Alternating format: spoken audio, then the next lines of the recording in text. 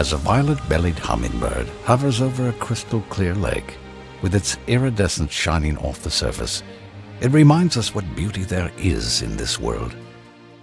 We are given wonders such as the Niagara Falls, to the colorful depths of the coral reef, and the aurora borealis, high for all to admire from afar.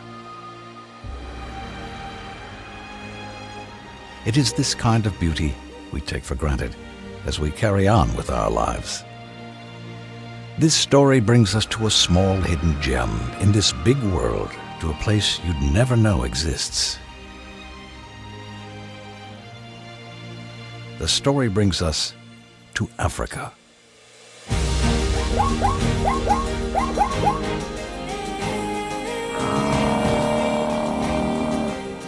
A series created by James Quigley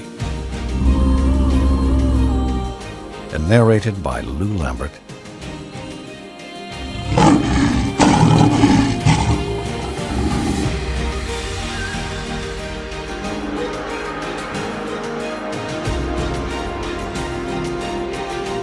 Episode 1.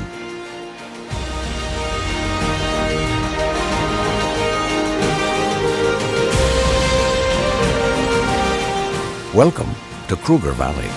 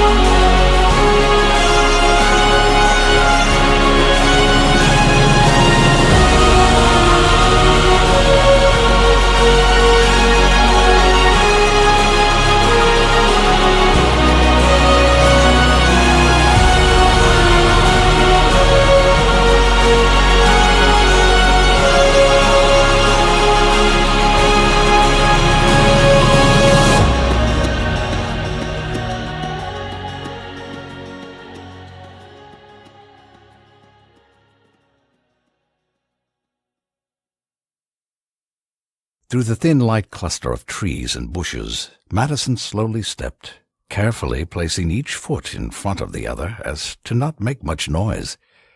She kept a close eye on her surroundings, looking around cautiously for what it was she was looking for, putting her hand out to gently push away the branches. Behind her a black paw stepped out of the trees stealthily. Madison raised her head, looking forward. She had realized what was behind her, staring, waiting. Madison slowly turned around to see her small black cat stood in the trees. It cutely meowed. There you are. I've been looking for you, Duchess. Come on, come and get some food. Madison picked her cat Duchess up and walked out of the patch trees in the family's large and well-looked-after garden. It was a sunny morning, but not too hot. She walked towards the large house.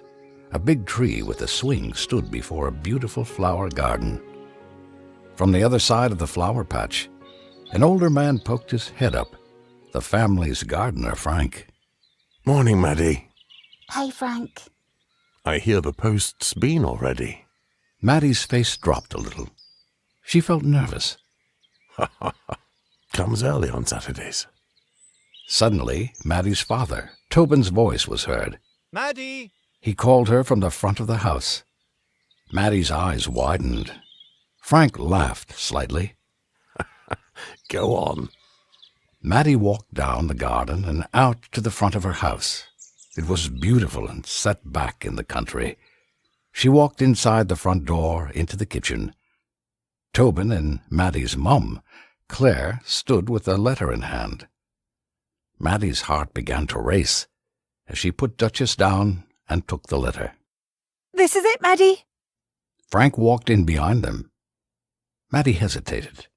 I can't believe the rest of my life depends on this letter. Just so you know, whatever that letter says, we are proud of you. If it's what you want or not. Right, Claire? Absolutely. You've achieved so much already. How could we not be? Maddie smiled nervously. She looked down at the letter and began to open the envelope. Tobin and Claire gave each other a quick glance. Maddie opened the envelope and read the letter in her head. Tobin and Claire felt a little impatient with the suspense. Maddie? Maddie looked up in a state of disbelief. I got in. My daughter's going to uni. Maddie laughed a little. She couldn't believe it herself. Tobin and Claire cheered loudly. Well done, Maddie. The three of them hugged together. I'm going to uni. I'm so proud of you, my baby girl. Congratulations, Maddie. Maddie turned to Frank and gave him a warm hug. Thank you. Maddie. Didn't doubt it for a moment. They'd be mad not to let you in.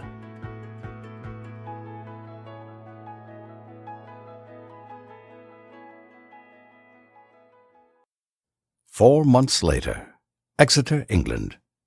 Maddie, Tobin, and Claire parked at the campus of the Exeter University. It all seemed overwhelming but exciting. A lot was going on. Goodness, look at all this. This place is huge. A large smile crossed Maddie's face. They got out of the car, looking for any sign of what to do next.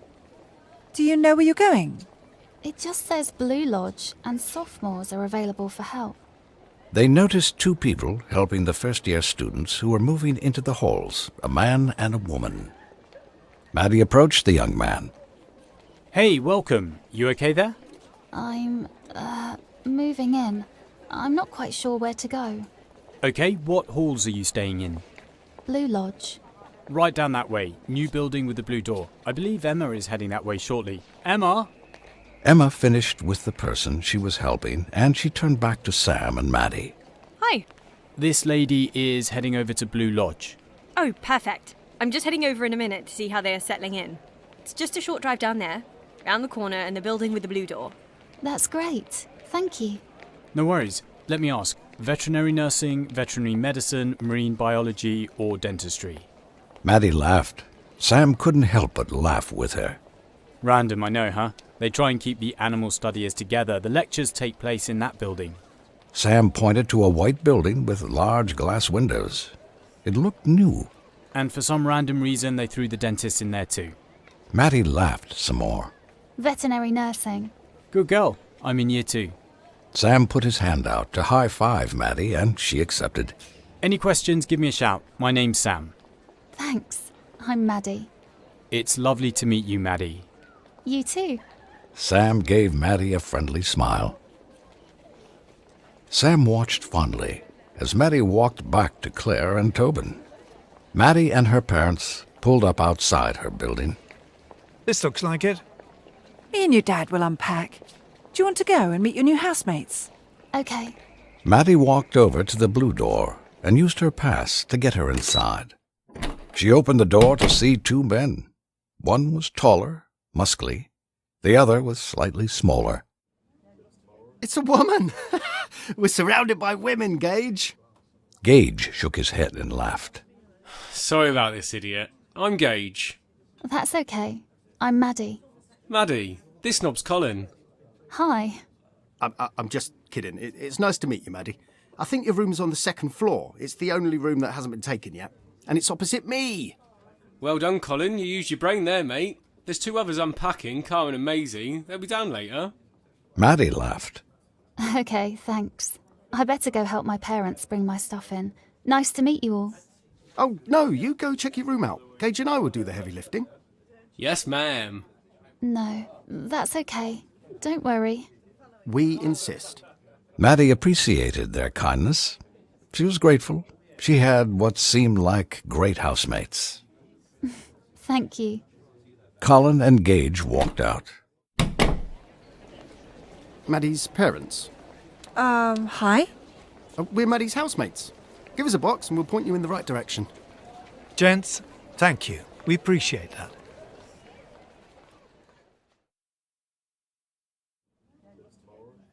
Later that day, after Maddie had unpacked, she was stood at the front door with her parents. Anything at all you need, you just call. We'll be right down. Just so long as you know. She'll be okay, Claire. Oh, I'm going to miss you so much. Can't believe you're going to be so far away. Claire squeezed Maddie. I love you. I love you too, Mum. Good luck, and have fun. Thanks, Dad. Don't give up on your dream, Maddie. Never give up on your dream. They hugged before Maddie opened the door for them to leave. I'm going to cry. Claire and Tobin left. Maddie shut the door. She took a deep breath and walked back into the communal kitchen where Colin and Gage were sat. Maddie, come and have a seat. What, next to you? She's learning quickly. I like you already. Maddie sat down. Gage passed her a drink. You do drink, don't you? Hell yeah. All right, so what are you studying? I'm doing veterinary nursing with Colin. Oh, jeez. I'm stuck with you two. You're vet nursing too? Yeah. Awesome. I was worried you'd say dentist. Tells a lot about a person who wants to stare into people's mouths and pull their teeth for a living. Me and Gage have been friends for years. School, college now, university. Isn't that right, William? William? Don't ever call me by my first name again.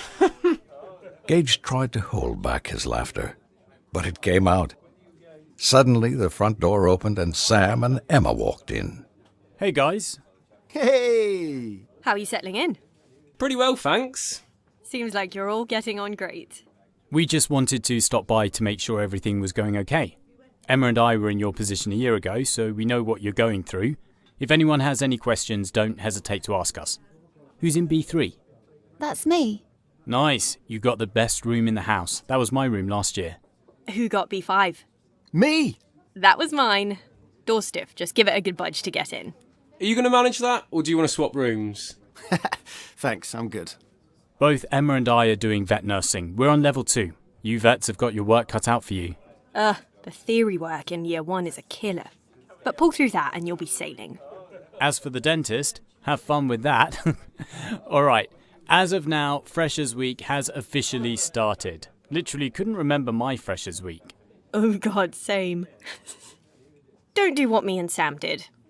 Or do it. It'll be a blast. That night, Maddie was with Colin and Gage at the Freshers' Fair. Where are you from, Maddie? Sorry. You've had a bit of a trek. Yeah, just a bit. What about you? We're from Portsmouth. We've got it all planned out. Go on. We want to open up a vet's at home. We'll see your standard dogs, cats, horses, but we'll do exotics too. Snakes, lizards, stuff like that. That's pretty cool. Been the dream for a young age. Being here at uni, it's the start to building that. It's surreal to actually think it's happening. What about you, Maddie? I guess. Nah, it's okay. It's not going to happen. Go on. I'd love to work with animals that aren't in this country. Like big cats, giraffes, that kind of stuff. Yeah, getting that kind of job in the UK, it's near impossible, unless you move to Africa or something, Maddie. I'd love to work with animals in Africa. Yeah, that would probably be the dream. I hope you get to, Maddie. Don't write it off. It's a pretty awesome dream to have. Maddie smiled.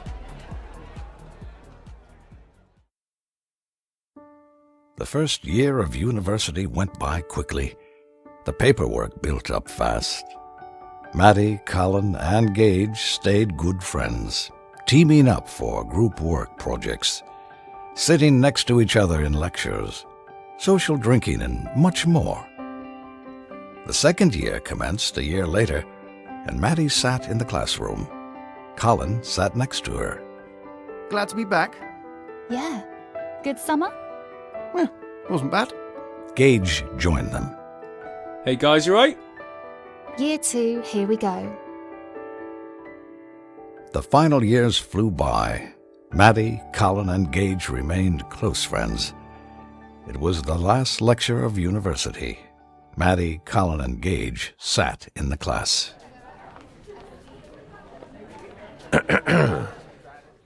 Well, this is the last time we'll meet as a class.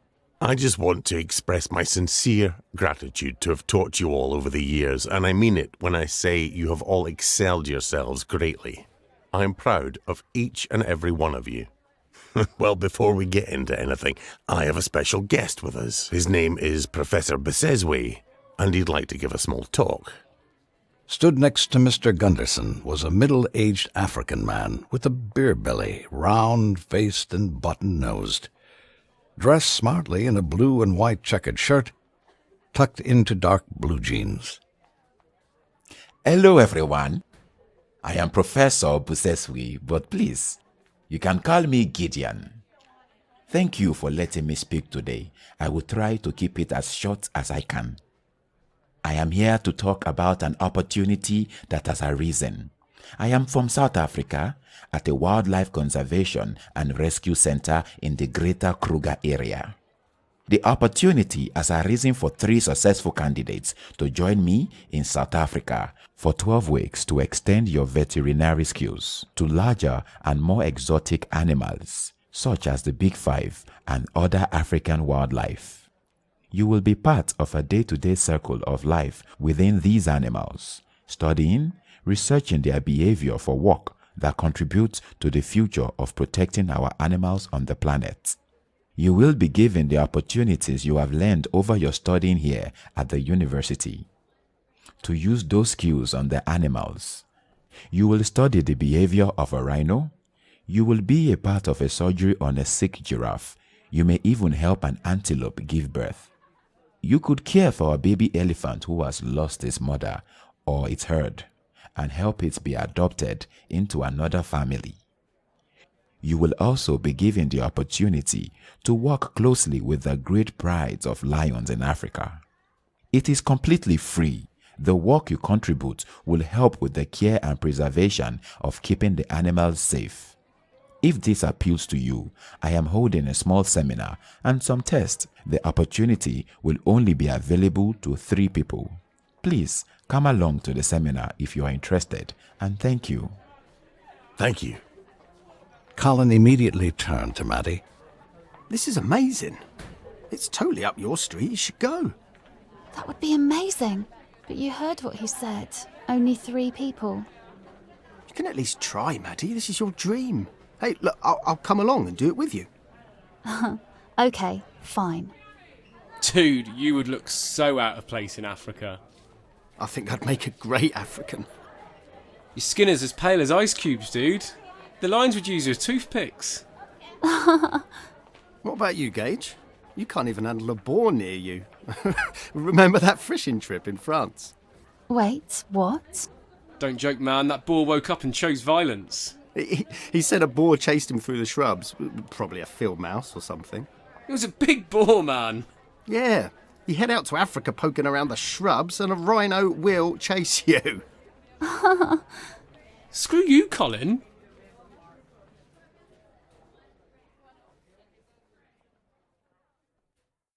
That afternoon, Maddie walked towards Gideon's seminar room. She looked at the door. She didn't want to get her hopes up, but she wanted this opportunity more than she was ready to admit. Colin walked in beside her. You actually came? Yeah, I said I would. Come on, let's see what this is all about. They both walked inside. Gideon greeted them with a kind smile. Hey guys, thanks for coming. Hey. Hey, big turnout. A lot of people want to come to Africa. Looks like it. I know what I'm looking for. Not everyone would fit in at Kruger Valley. I'm keeping my eye out. Well, I hope you find them. Maddie smiled. They looked to find a table together. The classroom was crowded. The event had been very popular. There's so many people here. Don't worry about it. They sat at a table together. I don't know if I can do this. I'd love to go, but realistically, there are so many people here that deserve it. You deserve it just as much as them. Come on, stop worrying. Colin watched as Sam walked into the seminar and sat by himself. Isn't that the guy that graduated last year? Yeah, I recognise him. Must be an extended invitation. Okay, I think it's time we should start. Thank you all for coming along. You all want to go to Africa, eh? There's a lot of you. Okay, let's begin. You have all become veterinarians. Well done for that. That means you all qualify for this adventure. Kruger Valley is a place unlike any conservation, research, and animal rescue you will come to see across the whole of Africa. I could tell you some stories, but we will be here too long. I am looking for unique individuals to join us. I am here to discover what you will be like as vets. Okay. After 3, I want you all to shout as loud as you can, the most dangerous animal in Africa. I want you to be as loud as you can. Ready? 3, 2, 1. The classroom filled with noise. Okay, good. That was nice. We had a few lions, cheetahs. I heard hippo too. What did you say, sir? Gideon pointed at Sam. I said, humans, this planet is being ruined by our race. Our brain is too smart for us to handle, and because of that, all the other species of this world are suffering. Homes being destroyed, and for what? Paper. Species mass killed to the point of extinction, and for what? Clothes. For some ugly reason, we as humans have appointed ourselves as the superior race and have allowed it to be okay to let these things happen. This planet is better off without us. Gideon nodded in approval. You are absolutely right. Africa has criminals, poachers. Someone, tell me your opinion on poachers. Maddie tried to talk, but someone else shouted over her. Disgusting. Others began to shout, bastards. Okay, very passionate. Okay, let's get on to another scenario. You are in the bush, and from out of the grass a hungry lioness stands ready to attack you. What do you do? Maddie whispered to Colin. I know this. Put your hand up. Maddie put her hand up, but Gideon chose someone else. They answered, make yourself a threat. Wave your arms, make some noise. Don't run and don't look away.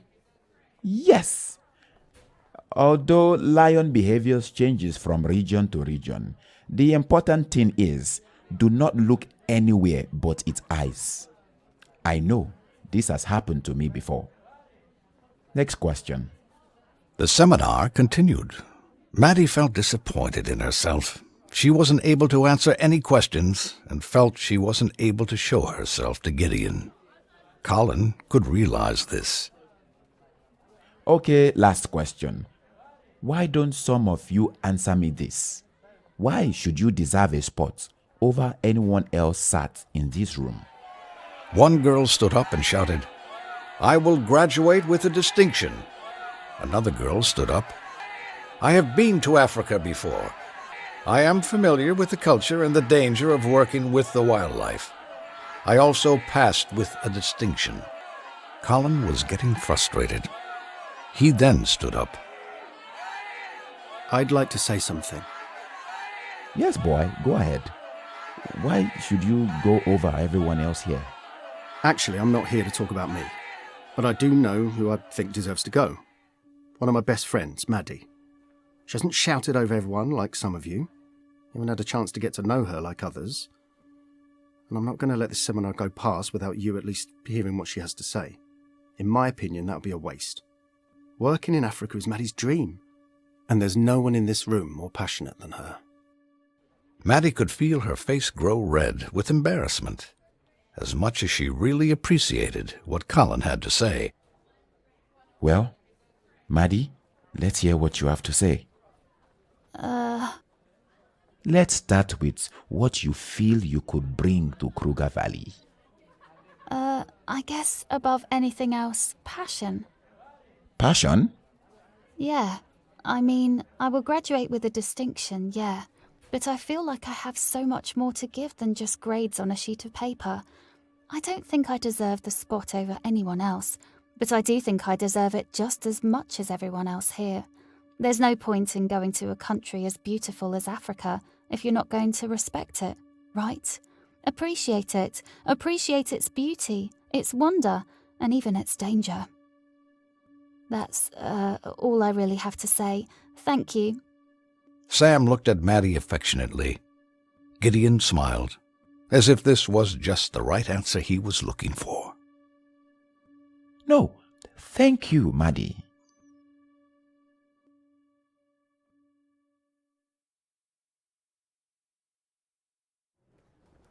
Later that day, after the seminar was over, Colin and Maddie walked out the classroom. I'm glad that's over. Sorry for putting you on the spot in there. I just feel you really deserve this. I didn't mean to embarrass you. I think I did that all on my own. I can give passion. Man, what was I thinking? What you did was really sweet. Thank you, Colin. No worries. Gage walked over. So what are you two goofballs doing now then? How's that Africa thing? It couldn't have gone any worse for me. Oh, shut up. You were fine. He smiled at you. Out of pity.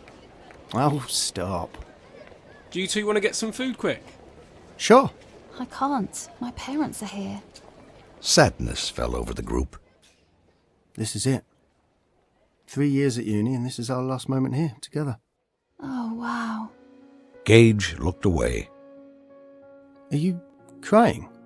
No, just got the sun in my eyes. Doesn't matter if we won't see each other every day. We'll stay friends. You got it. Amen to that. You two aren't getting rid of me that quick. They all looked at each other. Tobin and Claire pulled up on the road next to them. I'll see you guys at graduation. Take care. See you around, Maddie. Maddie sadly walked away into the car.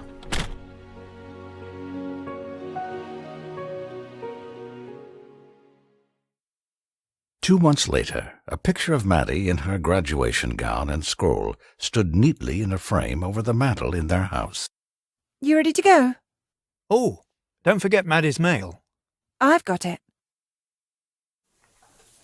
Maddie was in the bar she was working in. Someone from the kitchen shouted, "Service!" Maddie walked into the kitchen. She carried 2 plates of food from the side and took them out and over to her parents, who were sat in the corner table. Here you go. Thanks, Mad. Food looks lovely. You had a letter come through today. Oh, did I? Here you go. You expecting anything? No. I ordered Duchess one of those climbing things online, but I'll have a look, thanks. Maddie took her letter and walked out the back of the bar and into the beer garden. She looked down at the letter that was addressed to her. She then looked at the return address and was a little confused to see it had been sent from South Africa. She looked at the first line of the return address and it read, Kruger Valley. Maddie's heart suddenly began to beat fast. Did she make it onto Gideon's preceptorship program? She asked herself. Her phone began to buzz, startling her a little. She looked to see who was calling her, and it was Colin. She answered. Colin! Hey, stranger. I know it's been a few months. How are you? I've been good. I've missed you, Maddie. I've missed you too. Is everything okay? I'm just at work. Still at the bar, huh? Yep. Qualified vets, and you're working in a pub and I'm stacking shelves. Who'd have thought it'd be so difficult to get a job, eh? Anyway, Maddie, I'm in shock here. I got a letter today. It's from Kruger Valley. I've been accepted to go to Africa. What? I know. I only went along to support you. It says I showed selflessness and a true passion for animals. And that's what they're looking for. I got a letter today too. What did it say? Hold on. I'll open it now.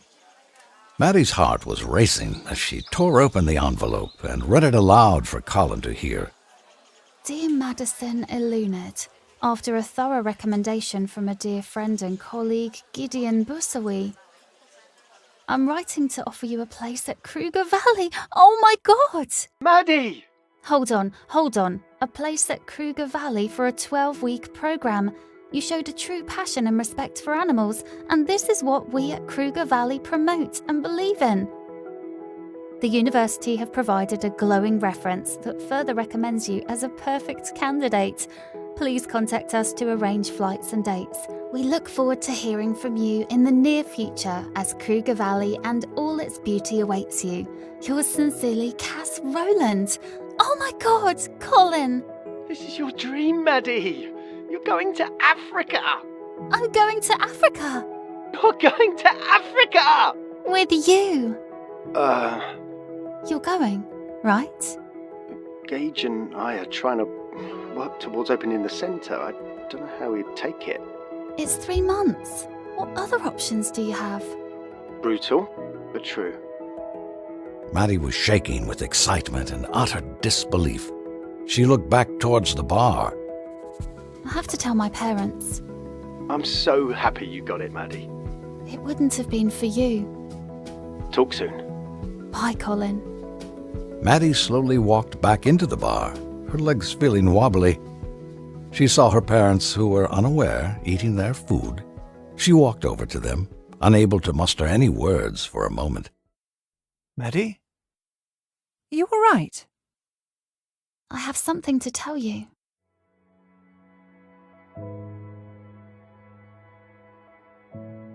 Mid-spring, Heathrow Airport, London. Maddie, Tobin and Claire walked into the airport with Maddie's luggage. They checked it in and walked to customs. This is it then? I can't believe my baby girl's going to Africa. I'm going to miss you guys. I'm going to miss you so much. This is your dream, Maddie. Go and live it. Maddie hugged both her parents before she walked on towards customs. Claire had a tear in her eye. Once passing through customs, she sat down, waiting for her gate to open, when she heard a voice from behind her. Hey, Maddie! She turned to see Colin. She stood up and hugged him. I can't believe this is happening. I'm glad you chose to come. How's Gage? We had a fallout. Oh, I'm so sorry. It's my fault. What? Shut up, Maddie. No, it's not. You went to that class because of me. You got accepted because you helped me. But I chose to come. Don't blame yourself. I've decided I want to do this. I wouldn't be here otherwise. Maddie smiled. Wonder who the third spot went to. I haven't heard. Maybe we'll meet him on the plane. Do you want to grab a coffee? Sure. 2 or so hours went past as they waited for their gate to open. They sat in the departure lounge when suddenly Colin's phone went off. He looked to see Gage, FaceTiming him. Who is it? It's Gage. Colin answered. Not in the air yet? Not yet. Should open any minute now. Maddie squeezed into the camera. Hey, Gage. Good to see you two together again. Really wish you were coming too. Look, Colin and I didn't leave on good terms. Guess I can't have that while my best bud flies out to Africa. Don't worry about it, man. No, I was selfish. Shut up. No, I was. You both have this amazing once-in-a-lifetime opportunity, and I couldn't be happier for you both, so go and take Africa by storm. I'm going to miss you, bud. I'm going to miss you too. See you in 3 months. You got it, bro. Gage hung up the phone. There was an announcement that said, Gate 2 departing to KMI South Africa, open for boarding. That's us. This is it. They both smiled with excitement. The plane took off from London, and they were in the sky for what seemed to be forever. They passed their time listening to music, chatting and napping. For the whole journey, Maddie felt too excited. The plane finally touched down, and they collected their baggage and walked out of the airport. The hot African sun shone down on them. Maddie looked around. Her dream had come true. She was in Africa for the first time in her life, and never had she felt more respect for her surroundings. It was beautiful. They saw Gideon waiting by his truck on the other side of the road. It was a white Jeep with a large logo stretched across the front and rear door. A black background with red writing that read Kruger Valley. It also had the shape of Africa, with a target hovering over South Africa. A giraffe silhouette was at the end of the writing. Hello, my friends. Hey. Hey, Gideon. I remember your faces. Welcome to Africa. We can't thank you enough. I have a feeling you are going to fit in well. I'll take you back to Kruger Valley, but on the way, a small safari, eh? Maddie smiled, her body forgetting about the long flight and the jet lag. Excitement was the only feeling she had at this moment. It's on the way, so why not? Cass is looking forward to meeting you both. What about the third placement? He has already been with us for a month. He and Cass worked out an extended deal. Come get your rest. You are going to need it. You will be working hard. hard. They got into Gideon's truck and he drove them into Kruger National Park. They saw lions, giraffes, rhino, and an array of other animals. Maddie was astonished by the beauty Africa had to offer, and although in a foreign country for the first time, she had never felt more at home. After the small safari, they drove on, turning down a long driveway. An overhead sign read, Kruger Valley.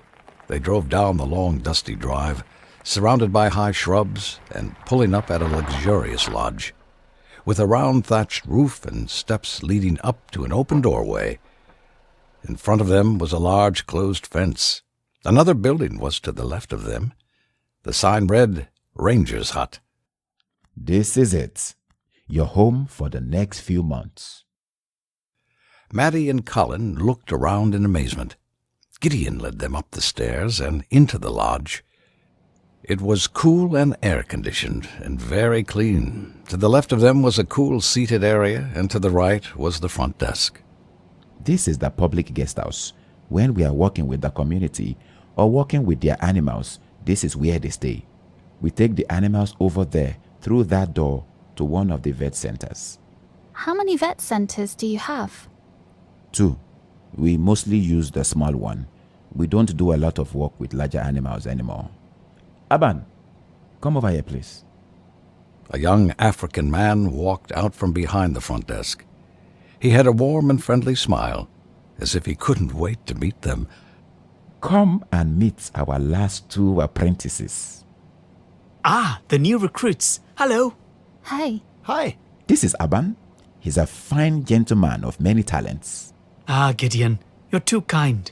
He's been modest. He will cater to your needs while you are here. He's very good with the public and a very, very good chef. I cannot wait to try your meals. I will try not to disappoint you. You couldn't if you tried, my man. Thank you, sir. Aban, could you take Maddie and Colin's luggage to the guest house, please? Yes, of course. Thank you. Thanks, Aban. Getting a gang together, Gideon. Like old days. You're a funny man, Aban. Aban walked away with the cases. Old days? What's he talking about? Oh, nothing. He's just being funny. Maddie picked up that Gideon was being hesitant and not giving them a true answer, but she didn't want to pry. Gideon led them out to the other side of the lodge to a beautiful platform. To the left of them was a shelter with a tiki bar area, and above them a walkway to overlook the valley. At the end of the platform was a wooden walkway leading out over the valley a little ways. Giraffes could be seen grazing around right next to the platform edge. Beyond the walkway, for as long as they could see, was a valley, the African bush in between 2 hills.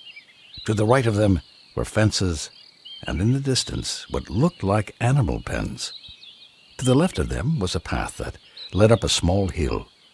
At the top of the hill was a large house. Next to the path was a wooden lodge with more Kruger Valley jeeps parked outside. And here we have it, Kruger Valley. As far as the eye can see, beyond that walkway is the wild African bush. The giraffes stay close to the compound. That walkway is the right height for them to be fed. Wow. You work with this view. Every single day. Wake up to it, walk around it, relax with it. I'm a very lucky man. I'll say. I get to share that with you too. Come, I will take you up to the house. They walked across the road and past the wooden building. That is the small vet center. I will take you there later. I think they are working on something at the minute. So, are you, in charge around here? Me? No. Cass is in charge. She owns Kruger Valley. I am one of the ambassadors, the only one left. What happened to the rest? Eaten by lions. What? I'm joking. They all left some time ago. This place had a lot more going on back in the day. Now it's just field research, small animal rescue, and vet work. Usually for the local community. Now it's just Cass and I. That's sad. I'm getting too old for all that stuff now anyway. I didn't have this beer belly back then. What you need to know is Cass is in love with this place and all its beauty. If it's not run the way she wants it run, it won't be happening. Damn. Suddenly, an African leopard walked out in front of them from behind the bush. Colin and Maddie stood shocked and stunned. Oh, Jesus! Gideon, what do we do? Cheetah! Shouldn't we be doing something? Leopard. What? Gideon said it was a cheetah. It's not. It's a leopard. Cheetahs are smaller and more slender. The leopard watched them casually as it walked closer to them. However, it wasn't showing any threatening behavior. Gideon began to clap. He had a big smile on his face. You've passed again, Maddie. Gideon laughed as he stroked the young leopard on the head. It brushed past him and walked on. That there was Akiki, and Kruger Valley is his home too. Jesus, dude, you nearly gave me a heart attack. 5 minutes being in Africa and I thought I was leopard shit. You better get used to it, boy. Expect to be in danger every day you wake up here. This is Africa. Everything tries to kill you. Comforting. Thanks, Gideon. Left that one off the talk at the university. Gideon laughed some more. Maddie did too as they got to the top of the hill. They admired the beautiful 3-story house that sat overlooking the valley. A clean, well-kept wooden veranda surrounded the house. The gardens were looked after beautifully, as rows of plants complemented the exterior.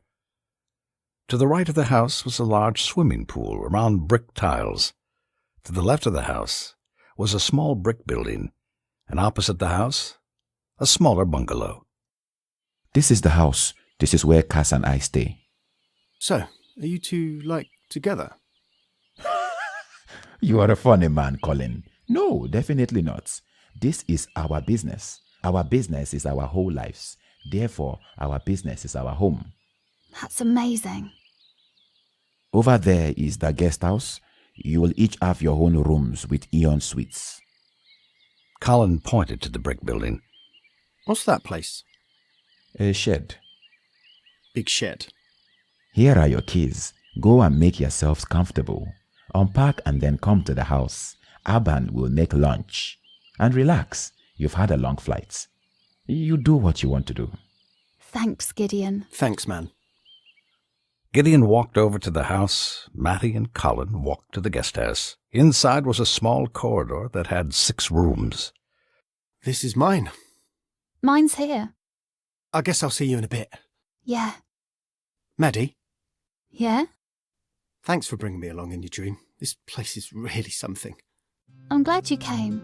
I wish Gage was here. I think he'd love it too. He wouldn't admit to it, though. I hope it's living up to everything you'd hoped. And more. I already don't want to leave. Me too. See you, Maddie. Maddie smiled as they went into their rooms. Maddie loved her room. It was stunning, clean, and felt like she was in a luxury hotel.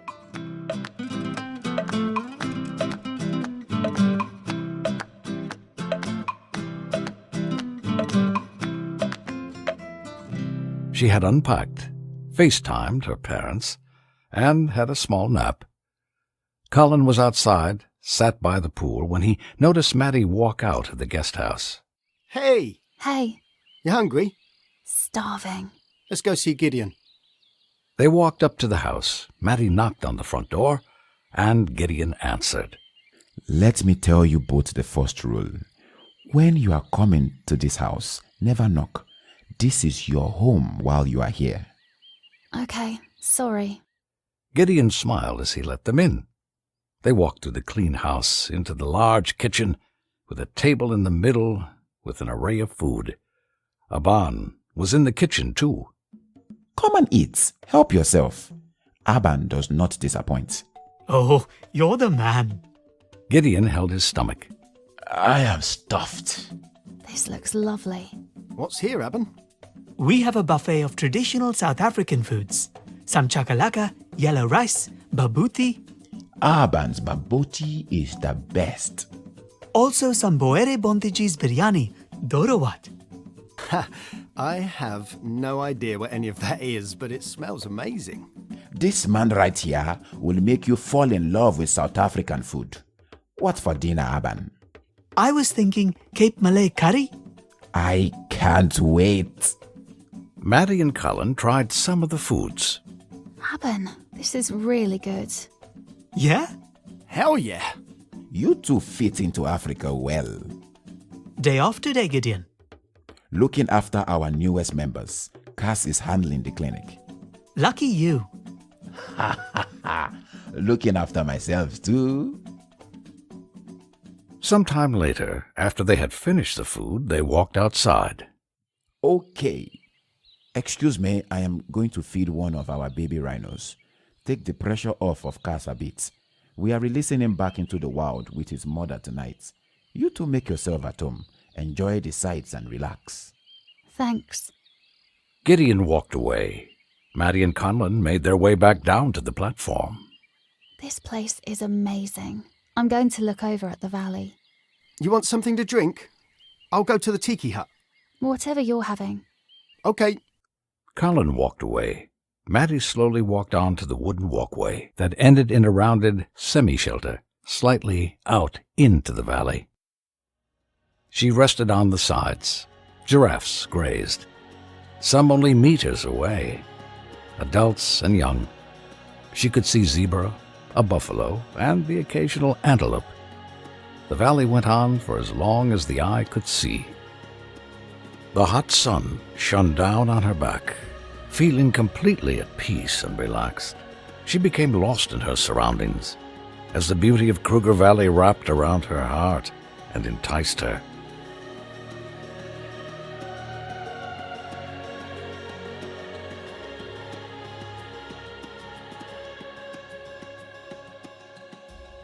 Colin joined her with drinks, slightly startling her.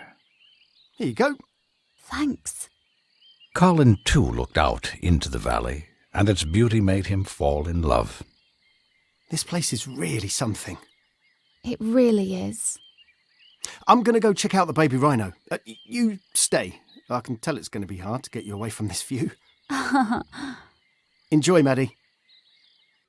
Maddie smiled as Colin walked away. Time passed so quickly as she enjoyed standing on the walkway, looking at the animals. As the day went by, obliviously to Maddie, she embraced everything about Kruger Valley. Eventually, she decided to look at her phone, astonished by the time. She walked back up the walkway to the platform. She looked up to the walkway on top of the lodge to see a familiar face. It took a minute to click. It was Sam. He smiled at her before walking away. Maddie walked quickly around the side of the lodge, to the road. There were steps that led up to the walkway. She began to climb them. Turning the corner to climb the next set of stairs, she bumped into Sam. You? Hey, you yourself. Maddie smiled a little in disbelief. The third spot went to you. Bit surprised to see you myself and your friend. I'm glad, though. I'm glad to see you, too. Sam. Sam, sorry. Don't worry. I mean, it was a given Gideon was going to pick you after what you said in the seminar. Respecting animals, the culture. It was pretty beautiful. Thanks. And so was yours. I can't agree more. Thanks, Maddie. You remember my name? Never forget a pretty face. Maddie felt obliged to laugh. Sorry, that was so bad. It's fine. This place is really something, isn't it? Stunning. I was out looking at the valley for... 2.25 hours. Oh God, really? Sam smiled as Maddie reciprocated, both feeling a little nervous around each other. I lose track of time in this place's beauty too. Top of the stairs, you'll have a better view of the valley. My favourite place of Kruger Valley is up there. Thanks. I'll check it out. I'd better go. I'm helping Cass with something in the clinic. What's she like, Cass? She'll grow on you. I'll see you around, Maddie. Yeah, you will. Maddie watched as Sam walked away. Sam. Maddie walked to the top of the stairs above the lodge. She looked out into the valley. He was right. It was the most beautiful and spectacular part of Kruger Valley. In one of the smaller animal pens, Gideon stepped over to a baby rhino. Colin stood at the entrance of the pen. Look at this beautiful, gentle giant. Hello, boy. Are you hungry? Gideon began petting the rhino. It looked inquisitively at the food as it sniffed the air. Gideon looked back at Colin. Why don't you come in here and say hello? Colin walked into the pen with Gideon. He's not going to hurt you. Colin put his hand out and stroked the rhino. An unstoppable smile grew across his face. Gideon began feeding warm milk through a bottle to the rhino. You are a hungry boy, eh? You are going to grow big and strong one day. I'll show you what I like about this boy. Look at his front left leg. Colin looked at its leg. There was a black spot on it. What is that? A skin coloration. Look closely. What does it look like? Colin looked closer at the mark. It looks like the shape of Africa. Exactly. I call this little chap Africa, the rhino. And for you, your African journey has just begun. Want to go? Hell yeah! Gideon handed Colin the bottle the rhino was drinking from. You are a natural son. Dude, I'm feeding a rhino! Yes, you are. The rhino finished the bottle, and Gideon spread some branches with leaves on. I will leave this here for him to snack on later. What do you say we find Maddie and go and meet Cass? See what she's up to in the clinic. Colin followed Gideon. A short while later, Maddie met with Gideon and Colin on the platform. How are you getting on, Maddie? I'm in love with this place. Doesn't take long to, does it? I met the third apprentice. Who was it? Remember Sam? The guy in the year above us. He got it. Awesome. Ah, yes, Sam. He fell in love with this place as quick as you did. I knew I made the right call bringing you three in. He has been an asset to Kruger Valley, as I'm sure will the both of you be. Come, let's meet Cass. Gideon opened the door to the clinic, and immediately the tension, stress, and pressure hit them. Sam ran around oblivious to them, even walking in. Another ranger was in the clinic with a woman. She stormed around the table with an unconscious cheetah on. The woman walked oozing with authority and gave the vibe that she knew exactly what she was doing. Her years of experience came naturally. She was a short, curvy woman with short, spiky blonde hair. It was clear to Maddie and Colin that this was Cass. She remained as calm as she could, given the situation. Hurry with the cutters. We don't know how much time we have. Stitches, now. The ranger passed Cass the needle and stitches. They could see the cheetah had a large, deep gash on its neck and front leg. Both its front legs had barbed wire tightly stuck around them. Sam began to try and cut away the wire, while Cass began stitching the gash on its neck. Cass? Can we get a flannel on its eyes? You two, can you stand over there? We don't need this clinic crowded. What happened? Now, Gideon. The ranger placed a flannel over the cheetah's eyes. Gideon turned back to Maddie and Colin. Look, sorry. Just go and wait over there for now, please. Maddie and Colin stood in the corner. Please tell me that is a kiki. That one is a cheetah. What has happened to the cheetah, Cass? I'm unsure. One of the rangers found it near the fence line at the back of the valley, but the dart fell out. I'm not sure how much of the tranquilizer's actually gone in, so we need to move really fast. Gideon, help me get this wire off. Gideon quickly grabbed another pair of cutters and began to help Sam. This is on deep. That's what we are worried about. You mean this thing can wake up? Sam and Gideon managed to cut the barbed wire off one of its legs and began to work on the other. Cass had stitched half of the gash on its neck. Maddie noticed the cheetah's tail twitched. It's waking up. What? Sam and Gideon looked up worryingly. Stand back. Cass dropped her instruments and jumped back, as the cheetah jumped up, lashing out, barely missing Cass. It stood on the table hissing and growling. Sam and Gideon also stepped back. Holy shit! The wild cheetah looked at each of them menacingly.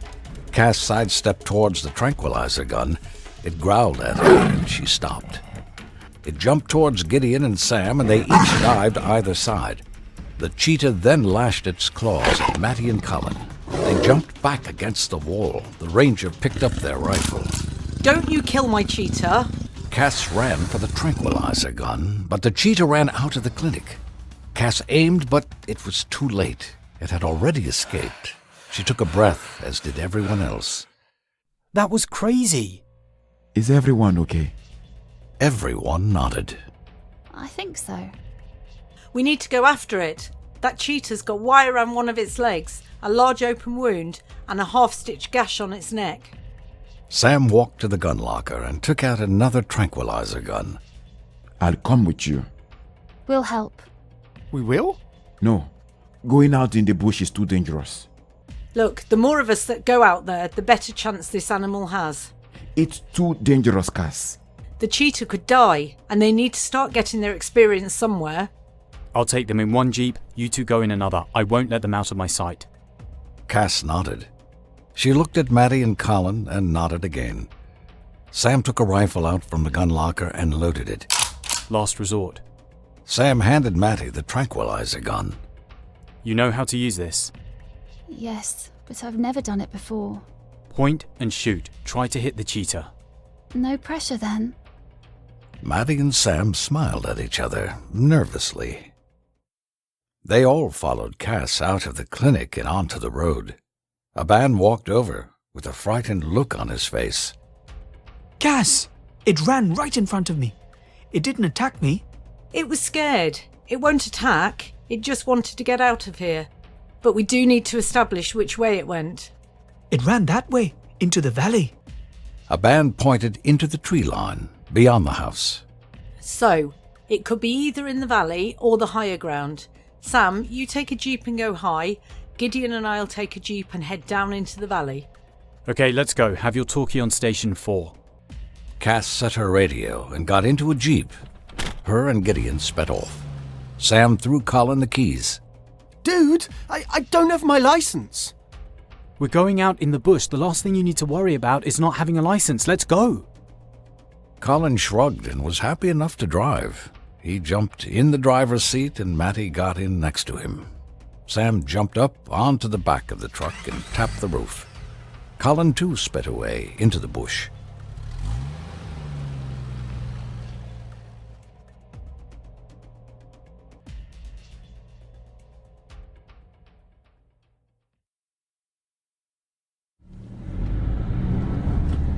Cass and Gideon drove through the valley, bouncing about in the jeep as they sped over the grass. Cass spoke on the radio. Any sign up there, over? No sign yet. I think it may be deeper in the trees, over. That's if it hasn't slipped by us, over.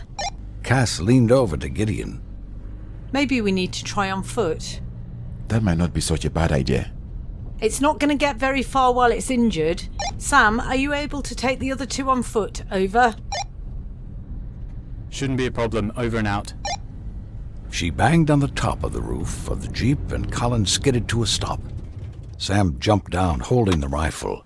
Maddie and Colin got out of the Jeep. Did you see something? No, might be better if we head into the tree line on foot. Okay. Stay behind me.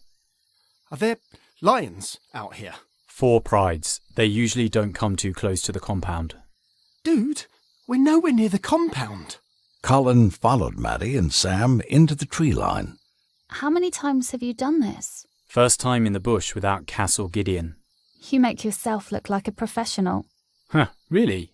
I'd have thought you'd have done it a million times. Honestly, I'm terrified.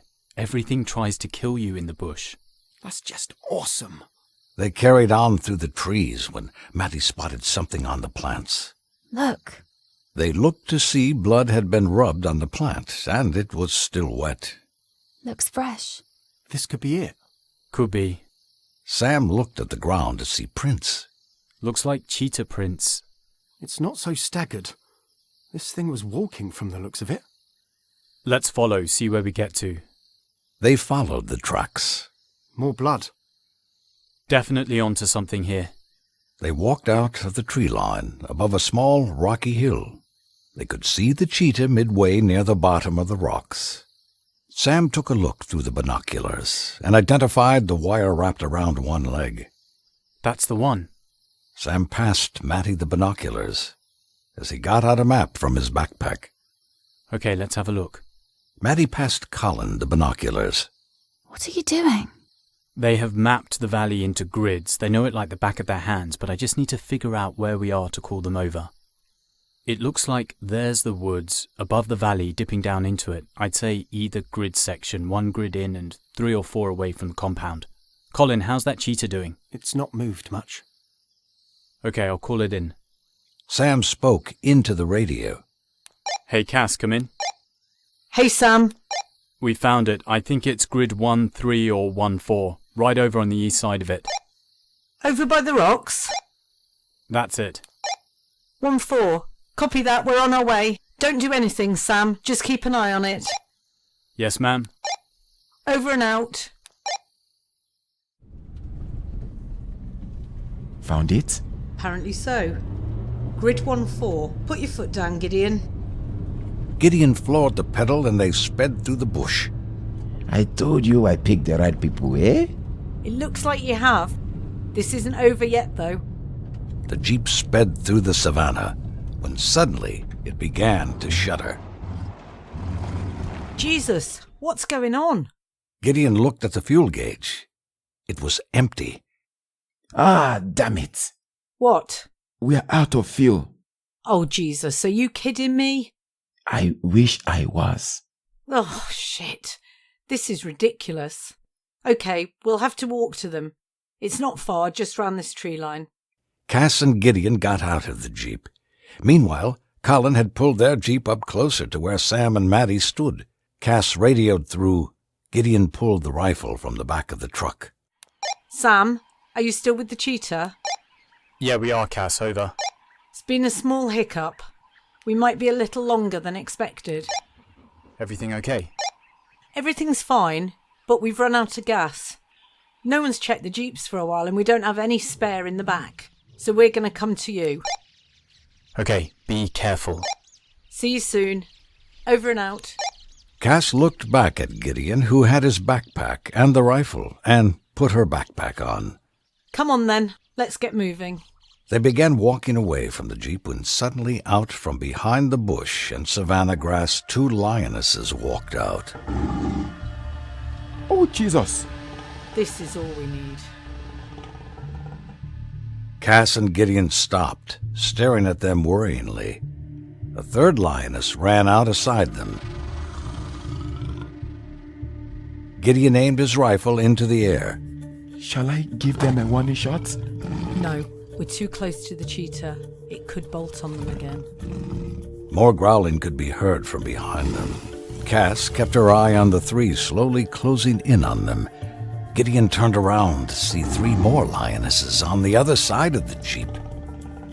How many? Another 3. Great. Back up slowly. They are closer to the jeep than we are. Right, okay. Keep that gun handy. Oh, I will. Suddenly, aside them, a large male lion with a large, majestic mane stepped out. Oh boy, there he is. The hungry daddy. They backed up slowly towards the jeep, maintaining eye contact with the lions. The lions grew closer. Their hearts raced as sweat dripped down their foreheads. They slowly moved closer to the jeep. Is it open? Yes. On 3. 1, 2, 3. Cass and Gideon ran back. The lions ran chasing them. Cass opened the front door of the jeep and climbed in as Gideon did the same with the back door.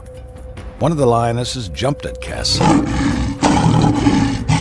She shut the door just in time. Both Cass and Gideon sat catching their breath, and their hands shook with the adrenaline.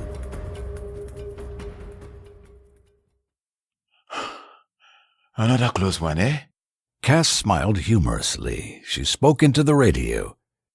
Sam. Yeah? There's been another hiccup. Basically, we won't be able to get to you anytime soon. Is everything okay? Everything's fine, but I don't want to risk waiting and losing the cheetah. What are you saying? Well, Gideon and I are currently sat in the back of a broken-down truck. We're now surrounded by a crowd of lions, so we won't be going anywhere soon. I need you to trank the cheetah and get it in the back of your truck. Then if you can swing by and pick us up, we'll take the cheetah back to Kruger Valley and then we can finish the job. Okay. Sounds easy enough. Good. Trank it, get it on the stretcher and come to us. All right, on it now. Over and out. Did she just say lions? Yeah, thankfully Cass and Gideon are keeping them distracted. Maddie, can you go to the jeep and get the stretcher? Colin, keep a close eye on the cheetah. Maddie ran to the jeep. She looked in the back seats and in the back of the jeep, but she couldn't find a stretcher. She double-checked places she had already looked, making sure she hadn't missed anything. Sam, there's no stretcher in there. What? Are you sure? I've looked everywhere. Sam let out a breath of air, holding his head in his hands. Sam radioed Cass. Might need another change of plan, Cass. There's no stretcher in the jeep. Are you joking? Wish I was. Cass looked frustrated. She and Gideon both looked into the back of the jeep to see the stretcher. This is beyond a joke. Who'd have thought it would be so hard to stitch up a cheetah? What else can go wrong? On their first day? Cass didn't want to, but she couldn't help but smile a little. Do you want me to come pick you guys up and then we deal with the cheetah? No, you can't leave the other two in the bush on their own already. I could send Colin. Colin doesn't know the valley as well as you, and besides, driving down here will spook the cheetah and it'll bolt again. What do you want us to do? Cass thought for a moment. Cass. I'm going to need you to finish the job without us. What? You can't carry the cheetah up the rocks and back into the jeep without a stretcher. It's too dangerous. You'll need to trank it, remove the wire, and then stitch it up there. Don't you want us to bring it back to Kruger Valley? Ideally, but needs must. We can come out and look for it again in the morning. Sam, I wouldn't expect you to do this if I didn't think you could. Okay. Good luck. Don't forget to pick us up after. Sam looked at Maddie and Colin. We need to finish this here. What? In the bush? That's crazy. Look, it's just stitching. One of the first things we learned in uni. You're both more than capable of it. Just switch off from your surroundings and do what you know. Oh gosh, okay. All right, we need to trank it first. Maddie held the tranquilizer gun. You've got this. Maddie aimed the gun at the cheetah and took a breath. You've got this, Maddie.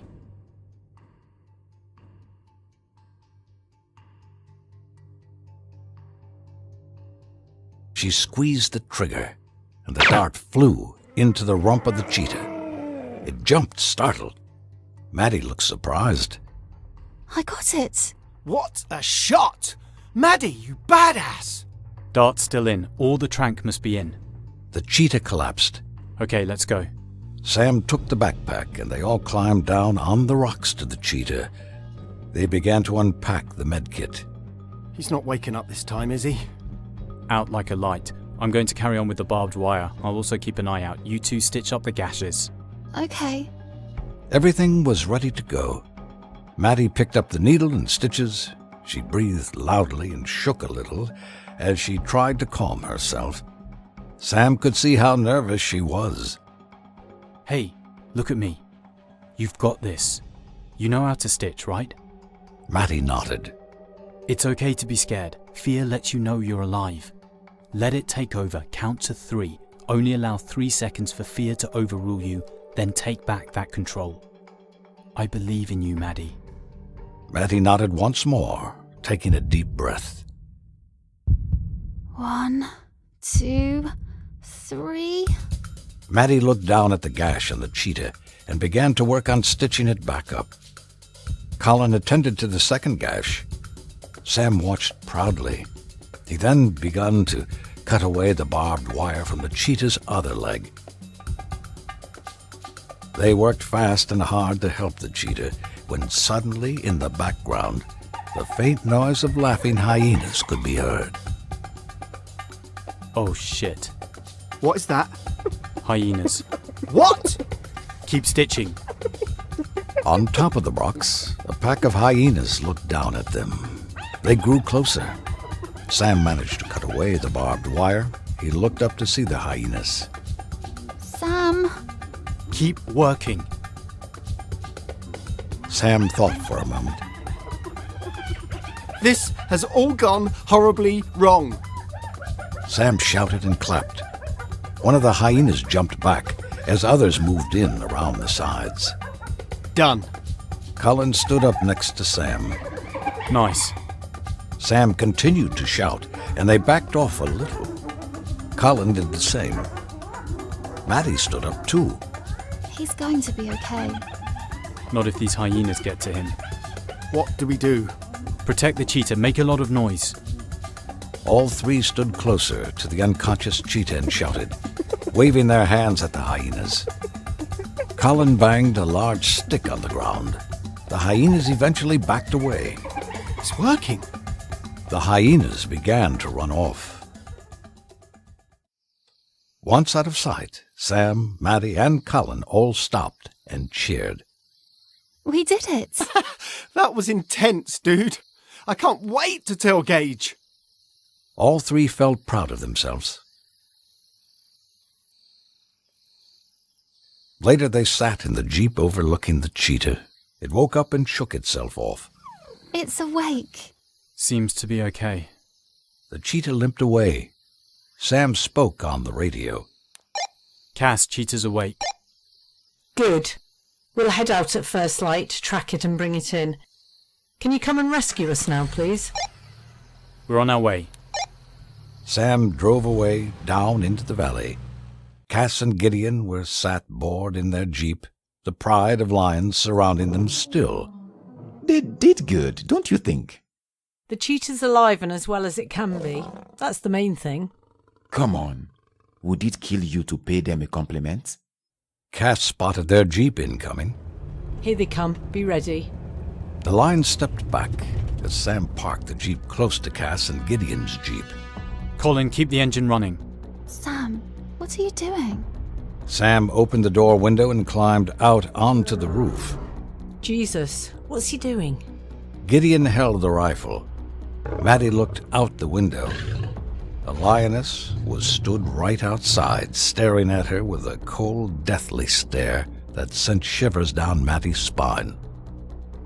Sam jumped onto the back of the truck and grabbed the gas can and a tube. He is one smart man. He needs our help. Gideon wound down the window. The lions began circling closer. Gideon climbed out onto the back of the truck holding the rifle. Sam jumped from one jeep to the other. Are you okay?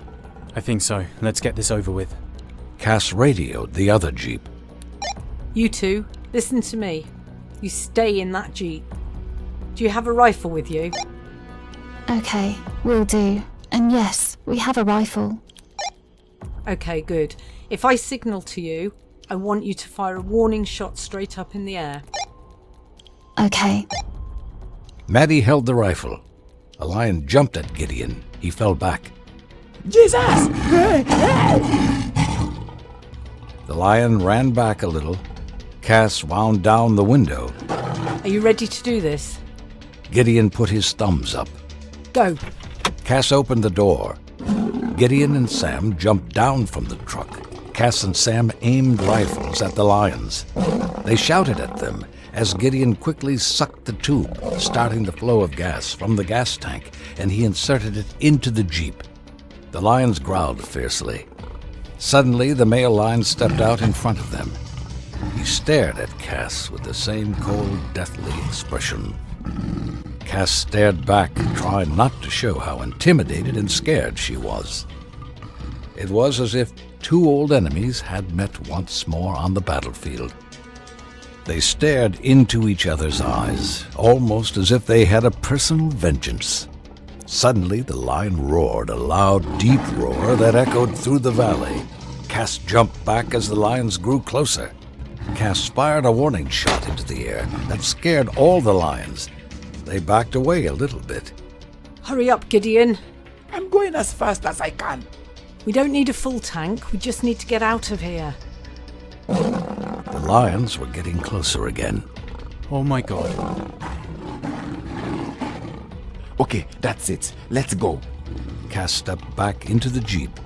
Sam and Gideon jumped into the back of the jeep. A lion jumped, clawing at them, barely missing. Cass took one final look at the male lion before both jeeps sped away.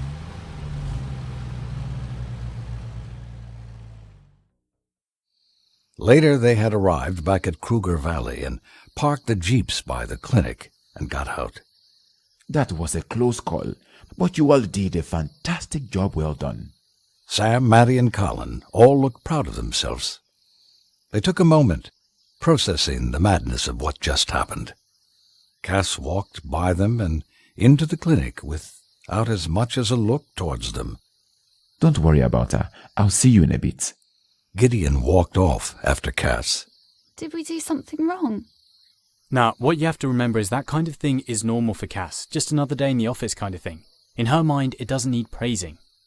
Did anyone else see her face when that lion was staring at her? It was like they had a bad history or something. That's how me and my ex looked at each other. Maddie smiled. I figure the best thing to do is not try and work Cass out. I have so much respect for her. You'll see it soon enough.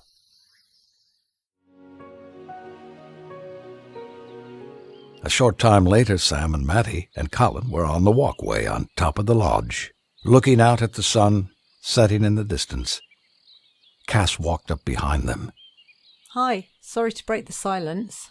Hey, no, it's fine. I know how nice it can be to just stand in silence up here. Probably my favourite place right here.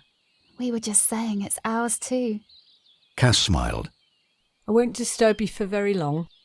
Is everything okay? Cass took a breath before speaking. I just thought you should know you all did an amazing job today.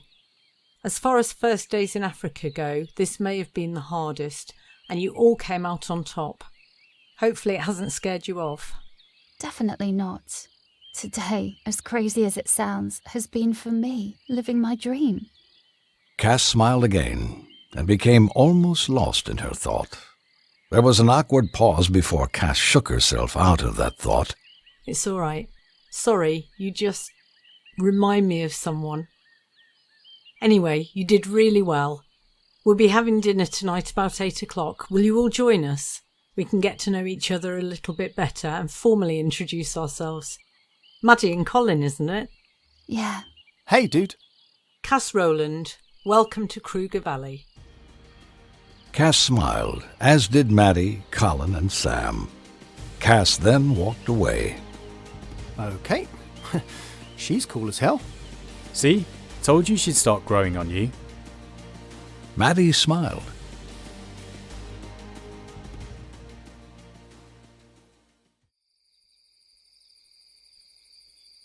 That night, it hadn't long grown dark. Outside the house, they sat at a table lit up with beautiful candles. A large feast was on the table, and a bottle of wine with 3/4 missing.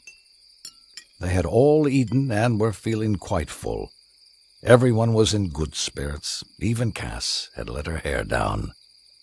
I do hope we can find the cheetah. Uh-oh. You have broken the golden rule, my friend. What did I do? Cass laughed at him. We never talk about work at the dinner table. Otherwise, Cass will never stop talking. Me? She will never stop talking. If I remember, you were the one always forgetting the rule. I'm forgetful. It's my age. This was 20 years ago. And who made the rule? How long has this place been open? Oh, gosh. So I came to Africa in the 80s. It was early 90s. Yeah, 91, I think. The good old days. Haha, yeah. We did some crazy things. Oh, yeah? Like what? So many to remember. Oh, there were more of us back then. Me and Gideon and 2 others ran it. But there were more rangers as well, and a lot more business. We had a bigger rescue operation back then too. And it was worldwide. Used to be known as the Wild Quest Team. Cass. Cass ignored Gideon. We'd go on contracts all over the world. Contracts like what? Myths that turned out to be true. We'd rescue animals. Albino tigers, larger than average crocodiles, all that sort of thing. Just saving and rescuing. At places that are a far reach from humanity. We've explored places untouched by man. Seen things that you could only imagine. It's amazing that we're still alive, really. What happened to everyone else? We got old and we grew apart. Can't see us running through the jungle now. Yeah. There have been many times I thought that I wouldn't make it out alive. That is crazy. Gideon rolled up his sleeve below his shoulder. There was a large scar running down to his elbow. See this?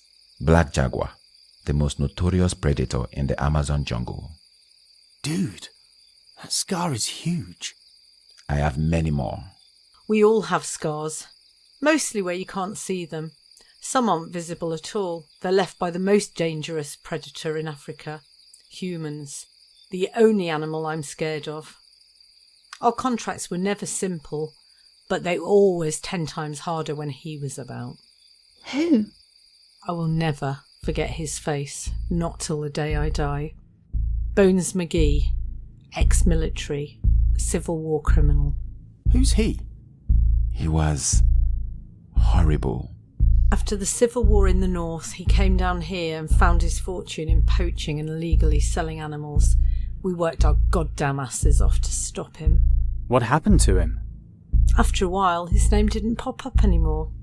Maybe he's in prison, maybe he's dead, maybe he's still out there.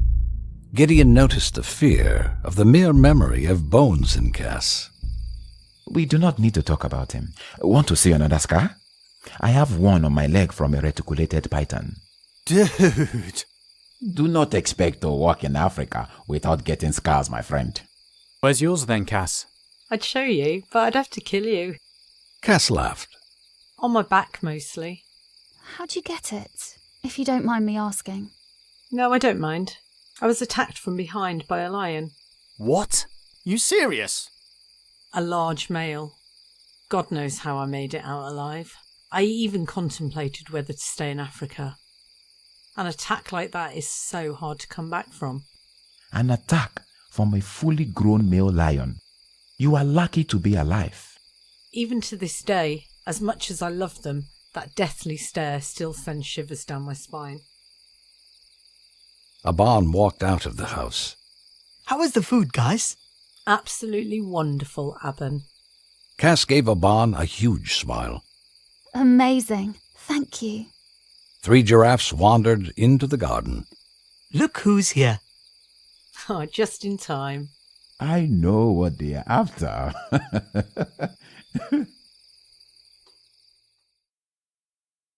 That night, Maddie was sat on the grass outside the guest house watching the giraffes. She had a blanket wrapped around her. She got up and walked inside, Sam opened the door from his room. Hey, Hey, wondered who that was coming in here. sorry.